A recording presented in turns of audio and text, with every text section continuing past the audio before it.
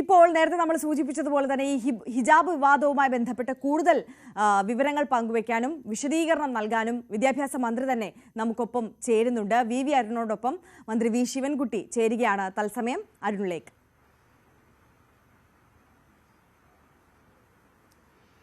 ആര്യ, ഈ ഹിജാബ് വിഷയം വീണ്ടും ഇന്നലെ വൈകുന്നേരത്തോടുകൂടി വാർത്തകൾ ഇന്നലെ ഏകദേശം തീർന്നുവെന്ന് അവസാനിച്ചുവെന്ന് എല്ലാവരും പറഞ്ഞ വിഷയമാണ്. പക്ഷേ അങ്ങനെ കൃത്യമായ ഒരു അച്ചടക്ക ലംഘനം, കൃത്യവിലോപം സ്കൂളിന്റെ ഭാഗത്തുണ്ടായെന്ന് വിദ്യാഭ്യാസ മന്ത്രി വാർത്താക്കുറിപ്പിലൂടെ വ്യക്തമാക്കി. ഏത് സാഹചര്യത്തിലാണ് അങ്ങ് കഴിഞ്ഞ ദിവസം സ്വീകരിച്ച നിലപാടിൽ നിന്ന് മാറി ഇന്നലെ വൈകിട്ട് ഒരു വാർത്താക്കുറിപ്പിലൂടെ പുതിയൊരു നിലപാടിലേക്ക് പോയി? എന്റെ നിലപാടിലൊന്നും ഒരു മാറ്റമില്ല, ഗവൺമെന്റ് നിലപാടിലൊരു മാറ്റമില്ല. ഇപ്പം ഗവൺമെന്റ് നിലപാട് മറ്റു പല സംസ്ഥാനങ്ങളുടെ നിലപാടിനേക്കാൾ വ്യത്യസ്തമാണ്. ഇഷ്ടമുള്ള വസ്ത്രം ധരിക്കാം, ഇഷ്ടമുള്ള ഭക്ഷണം കഴിക്കാം, അങ്ങനെയൊക്കെയുള്ള സ്വാതന്ത്ര്യം കേരളത്തിൽ പരിപൂർണമായിട്ടുണ്ട്. പക്ഷെ ഒരു സ്കൂളാകുമ്പോൾ സ്കൂളിന്റെ അച്ചടക്കം പാലിച്ചിരിക്കേണ്ടതായിട്ടുണ്ട്. ആ സ്കൂളിന് ഒരു യൂണിഫോം തീരുമാനിക്കുന്നതിന്റെ കാര്യത്തിൽ സ്കൂൾ മാനേജ്മെന്റിന് ചില അധികാരങ്ങളുണ്ട്. പക്ഷെ അധികാരങ്ങൾ കുട്ടികളുടെ അവകാശത്തെ നിഷേധിക്കാൻ വേണ്ടി പാടില്ല. ഇത് തന്നെയാണ് എന്റെയും ഗവൺമെന്റിന്റെ നിലപാട്. ഈ Palluruthy saint Thomas saint Rita's public സ്കൂളിൽ ശിരോവസ്ത്രം ധരിക്കുന്നതുമായിട്ട് ബന്ധപ്പെട്ടാണല്ലോ പ്രശ്നം ഉണ്ടായത്. ആ പ്രശ്നം ഉണ്ടായപ്പോൾ ബന്ധപ്പെട്ടവരുടെ ഒരു പരാതി വിദ്യാഭ്യാസ ഡെപ്യൂട്ടി ഡയറക്ടർ അന്വേഷണം നടത്തിയ അവസരത്തിൽ സ്കൂൾ മാനേജ്മെന്റ് എടുത്ത നടപടി ശരിയല്ല എന്നുള്ള നിലയിൽ രേഖാമൂലം മറുപടി ലഭിച്ചിട്ടുണ്ട്.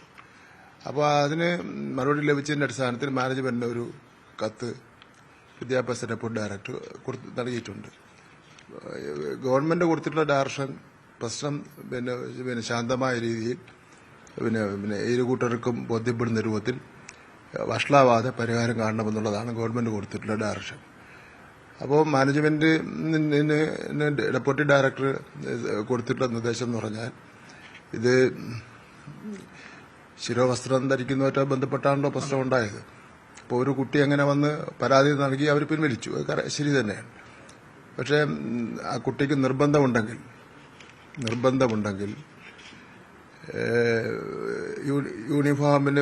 യൂണിഫോമിന് ഉതകുന്ന അല്ലെങ്കിൽ അതിൽ ചേരുന്ന ശിരോവസ്ത്രം സ്കൂൾ മാനേജ്മെന്റ് തന്നെ ഡിസൈൻ ചെയ്ത് കൊടുത്ത് ആ കുട്ടിക്ക് ധരിച്ചുകൊണ്ട് വരാം.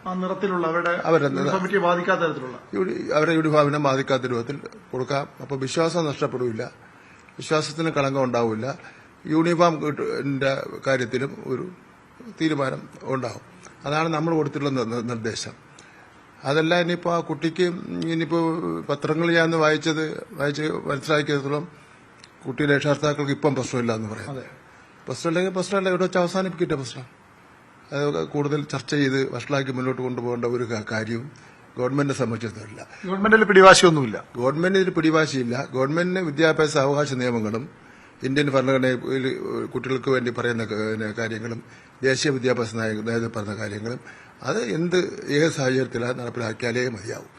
ആ കാര്യത്തെ ആരും വെല്ലുവിളിക്കാൻ വേണ്ടി വരേണ്ട കാര്യമില്ല. ഈ പ്രതിപക്ഷം പറയുന്നില്ലേ, അവിടുത്തെ MP ഹൈബീഡനൊക്കെ ഇടപെട്ടിട്ട് പ്രശ്നം അവസാനിച്ചു, അവർ യൂണിഫോം ധരിക്കാമെന്നും പറഞ്ഞു, ഇത് വേണ്ടാന്നും പറഞ്ഞു. പിന്നീട് മന്ത്രി പറഞ്ഞതാണ് പ്രകോപനങ്ങൾക്ക് വീണ്ടും കാരണമാകുന്നതെന്നാണ് അവർ പറയുന്നത്. ഈ ഹൈബീഡൻ അടുത്ത പാർലമെന്റ് മെമ്പർ എന്നുള്ള നിലയിൽ ചെന്ന് ഒരു ഒത്തുതീർപ്പുണ്ടാക്കുന്നതിന് വേണ്ടി ശ്രമിച്ച നല്ല കാര്യം തന്നെയാണ്. DCCയുടെ കോൺഗ്രസിന്റെ പ്രസിഡന്റും കൂടെ ഉണ്ടായിരുന്നു. പിന്നെ എനിക്കറിയില്ല അങ്ങനെ ഒരു സംഭവം അവിടെ ഉണ്ടായിട്ടുണ്ടോ എന്നുള്ളത് അറിയില്ല. ഞാൻ പറഞ്ഞത് പിന്നെ വിദ്യാഭ്യാസ വകുപ്പിന്റെ കാര്യമാണ് ഞാൻ പറഞ്ഞത്. പിന്നെ വിദ്യാഭ്യാസ വകുപ്പിന് അഭിപ്രായം പറയാൻ കഴിയുന്ന കാര്യമാണല്ലോ ഞങ്ങൾ രേഖപ്പെടുത്തിയത്. അപ്പോൾ വിദ്യാഭ്യാസ വകുപ്പിന്റെ ഔദ്യോഗികമായ കാര്യങ്ങൾ പിന്നെ പാർലമെന്റ് മെമ്പർക്ക് പറയാൻ വേണ്ടി പറ്റില്ലല്ലോ. എന്നതുകൊണ്ട് പാർലമെന്റ് മെമ്പർ പോയി ചർച്ച നടത്തിയത് തെറ്റാണെന്ന് ഞാൻ പറയുന്നില്ല. അടുത്ത ജനപ്രതിനിധി എന്നുള്ള നിലയിൽ ചർച്ച ചെയ്ത് പരിഹാരം കാണുന്നതിന് വേണ്ടി പരിശ്രമിക്കാം. പക്ഷെ പരിശ്രമിക്കുമ്പോൾ ഒന്ന് വിദ്യാഭ്യാസ മന്ത്രിയുമായിട്ടോ വിദ്യാഭ്യാസ ഡയറക്ടറുമായിട്ടോ അവിടുത്തെ ജില്ലയിലെ ചുമതലയുള്ള മന്ത്രിമാരുമായിട്ടോ ഒക്കെ ഒന്ന് ചർച്ച ചെയ്യണമായിരുന്നു. എങ്കിൽ പിന്നെ ഒരു ആശയക്കുഴപ്പം ഉണ്ടാവില്ലായിരുന്നു. അതിനുമുമ്പ് നമ്മൾ നടപടി ഇവിടെ ഒരു റിപ്പോർട്ട് ആവശ്യപ്പെട്ട് കഴിഞ്ഞു, അതുകൊണ്ടാണ് മുന്നോട്ട് പോയത്. റിപ്പോർട്ട് ആവശ്യപ്പെട്ടു, കാരണം ഒരു പരാതി കിട്ടിയാൽ റിപ്പോർട്ട് ആവശ്യപ്പെടും. അതിനെ വേറെ രൂപത്തിലൊന്നും വ്യാഖ്യാനിക്കേണ്ട ഒരു കാര്യവുമില്ല. പിന്നെ റിപ്പോർട്ട് ഇനി ഒന്നുകൂടെ വിശദമായി ചർച്ച ചെയ്ത് കാര്യങ്ങളായിട്ട് മുന്നോട്ട് പോകും. ഈ വിദ്യാഭ്യാസ അവകാശ നിയമത്തിന്റെ കാര്യത്തിലൊന്നും ഒരു വിട്ടുവീഴ്ചയും ചെയ്യുന്ന കാര്യമില്ല. BJP പറയുന്നത് ഈ മുസ്ലിം മതമൗലിക സംഘടനകളുടെ ഭീഷണിക്ക് വഴങ്ങി മന്ത്രി നിലപാട് മാറ്റുകയായിരുന്നതാണ്. അതിനെന്താണ് മറുപടി? അതൊന്നും ആരും വിശ്വസിക്കാൻ വേണ്ടി പോകുന്നില്ല. അത് അവരുടെ അഭിപ്രായമാണ്. ഈ സ്കൂളുകളിലെ ചെറിയ വിഷയം പോലും ഇത്തരത്തിൽ വർഗീയമായി ഉപയോഗിക്കപ്പെടുന്നത് ഒരു ആശങ്ക ഉണ്ടാക്കുന്നുണ്ട്. ഇതാദ്യമല്ല, പല വിഷയങ്ങളും. ഇത് ഞാൻ മന്ത്രിയായ ശേഷം ഇതേപോലെ ഒരു 100 പ്രശ്നങ്ങൾ ഉണ്ടായിട്ടുണ്ട്. ആ പ്രശ്നമൊക്കെ തന്നെ പടർന്നു പിടിക്കാതെ പരിഹാരം കാണുന്നതിന് വേണ്ടി പരിശ്രമമാണ് നടത്തിയിട്ടുള്ളത്. ഇവിടെ അത് തന്നെയാണ് എടുത്തിട്ടുള്ളത്. ബോധപൂർവ ശ്രമങ്ങൾ തുടർച്ചയായി ഉണ്ടാകുന്നുണ്ട്. അല്ല, ഇത് എങ്ങനെയാണ് ഇത്രയും ദിവസം ഇല്ലാതെ നിലയിൽ ഇപ്പോൾ ഒരു നിലപാട് രക്ഷകർത്താക്കൾ എടുക്കുക, പിന്നെ രക്ഷകർത്താക്കൾ മാറുക, പിന്നെ ഒത്തുതീർപ്പിന് വേണ്ടി DCC പ്രസിഡന്റും IB ഈഡനോട് വരിക, അവിടുത്തെ മാനേജ്മെന്റ് ഒരു പ്രസ്താവന നടത്തുക. ഇക്കാര്യങ്ങളൊക്കെ എങ്ങനെ ഉണ്ടായെന്ന് ഞങ്ങൾക്കറിയില്ല. നമുക്ക് ഇക്കാര്യത്തിൽ ഒരു പിടിവാശിയില്ല. അവിടെ ശാന്തമായ അന്തരീക്ഷത്തിൽ സ്കൂള് നടന്നു പോകണമെന്നുള്ള കാര്യം മാത്രമേ ഉള്ളൂ. അനാവശ്യമായി കുട്ടികളുടെ അവകാശത്തിൽ ഇടപെടാൻ വേണ്ടി പറ്റിയില്ല. പക്ഷെ ഇത്രയേ ഉള്ളൂ, ഒരു പരാതി വന്നപ്പോൾ അവിടെ കുട്ടിയുടെ അവകാശ ലംഘനം ഉണ്ടായപ്പോൾ റിപ്പോർട്ട് തേടി, അത്ര മാത്രമേ ഉള്ളൂ. അവർക്ക് അത് പരാതി ഇല്ലെങ്കിൽ സർക്കാർ ഇത് മുന്നോട്ട് പോകാൻ താല്പര്യമില്ല.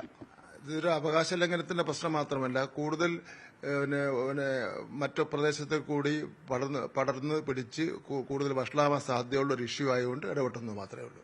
ഇനി അവർക്ക് പരാതി ഇല്ലെങ്കിൽ അവിടെ അവസാനിപ്പിക്കാം.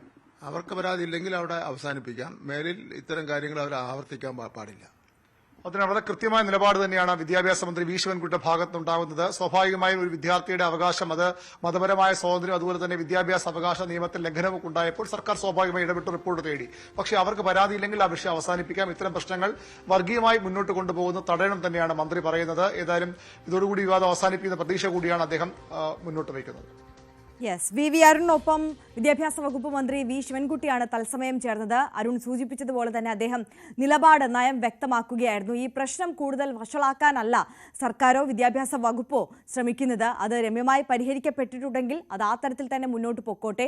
പക്ഷേ വിദ്യാഭ്യാസ ലംഘനം, അവകാശ ലംഘനം നടന്നിട്ടുണ്ടെങ്കിൽ അതിനെതിരെ മാത്രമായിരിക്കും സ്കൂളിനെതിരെ നടപടി ഉണ്ടാവുക. അതുകൊണ്ട് DEയുടെ വിദ്യാഭ്യാസ വകുപ്പിന്റെ അന്വേഷണ റിപ്പോർട്ടിനായി കാത്തിരിക്കുകയാണ്. ആ റിപ്പോർട്ട് വന്നതിന് ശേഷം നടപടി എടുക്കേണ്ട വിഷയമാണ്. സ്കൂൾ അധികൃതരുടെ ഭാഗത്തു നിന്ന് കുട്ടിയുടെ വിദ്യാഭ്യാസത്തിന് ലംഘനം ഉണ്ടാകുന്ന തരത്തിൽ നടപടി ഉണ്ടായിട്ടുണ്ടെങ്കിൽ അതിനെതിരെ ശക്തമായ നടപടി വിദ്യാഭ്യാസ വകുപ്പിന്റെ ഭാഗത്തു നിന്നുണ്ടാകും. അതിനപ്പുറം കുട്ടിയെ അല്ലെങ്കിൽ കുടുംബത്തെയോ മറ്റു തരത്തിൽ മതസംഘടനകളെയോ ഒന്നും ഈ വിവാദങ്ങളിലേക്ക് വലിച്ചിഴയ്ക്കാൻ ഒരു തരത്തിലും ആഗ്രഹിക്കുന്നില്ല. സർക്കാരിന് ഒരു തരത്തിലുമുള്ള പിടിവാശി ഈ വിഷയത്തിൽ ഇല്ല എന്നുള്ള നിലപാടാണ് അദ്ദേഹം വ്യക്തമാക്കിയത്. കുട്ടിയുടെ പേരൻസ് ഇത്തരത്തിൽ ഹിജാബ് ധരിക്കാതെ തന്നെ കുട്ടിയെ സ്കൂളിൽ വിടുന്നതിനോട് യോജിപ്പാണ് എന്നുണ്ടെങ്കിൽ അവർ അത്തരത്തിൽ തന്നെ മുന്നോട്ട് പോകട്ടെ. അതേസമയം ഹിജാബ് ധരിക്കണമെന്നുള്ളതാണ് അവരുടെ ആഗ്രഹം എന്നുണ്ടെങ്കിൽ സ്കൂൾ യൂണിഫോമിന് അനുയോജ്യമായിട്ടുള്ള ഡിസൈനിലും കളറിലും പാറ്റേണിലുമുള്ള ഹിജാബ് ധരിച്ച് കുട്ടി സ്കൂളിൽ എത്തട്ടെ എന്നുള്ളതാണ് വിദ്യാഭ്യാസ മന്ത്രിയുടെ, വിദ്യാഭ്യാസ വകുപ്പിന്റെ നിലപാട് എന്നുള്ളതാണ് മന്ത്രി വി ശിവൻകുട്ടി വ്യക്തമാക്കിയത്.